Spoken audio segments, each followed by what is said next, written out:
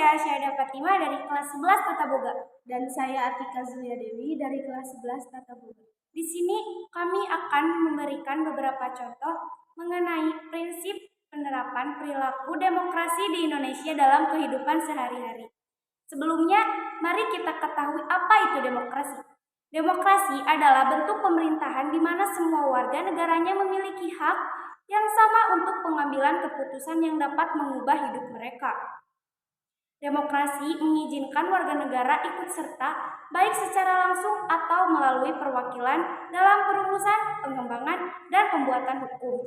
Sekian penjelasan pengertian demokrasi. Selanjutnya kita akan memberikan contoh mengenai penerapannya dalam kehidupan sehari-hari. Contoh perilaku yang pertama yaitu menyelesaikan segala permasalahan yang ada dengan musyawarah. Musyawarah adalah suatu upaya bersama dengan sikap rendah hati untuk memecahkan persoalan atau mencari jalan keluar guna mengambil keputusan bersama dalam penyelesaian atau perpecahan masalah. Contoh yang ketiga,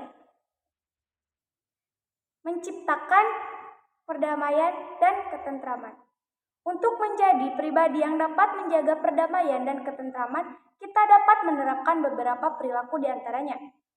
Yang pertama, jadilah pribadi yang baik tanpa mengharapkan imbalan. Yang kedua, berhenti menghakimi orang lain. Yang ketiga, berhenti berperan sebagai korban. Dan yang terakhir, ciptakan suasana damai di lingkungan rumah, lingkungan masyarakat, lingkungan sekolah, dan lingkungan pertemanan.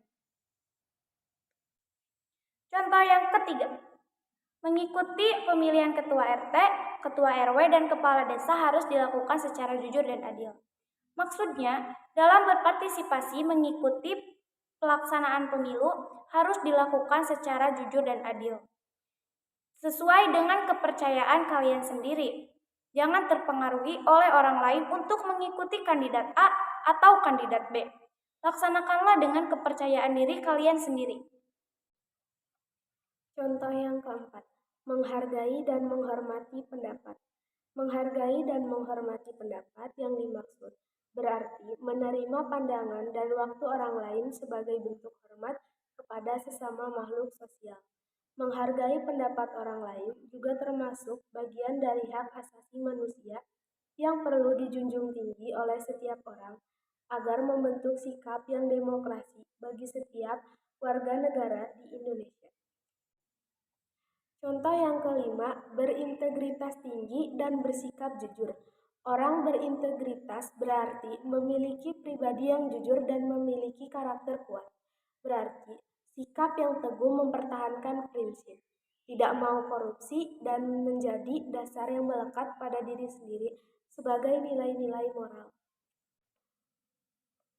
Contoh yang keenam, diskriminasi. Diskriminasi merupakan pembedaan perlakuan terhadap sesama warga negara berdasarkan warna kulit, golongan, suku, ekonomi, agama, dan sebagainya.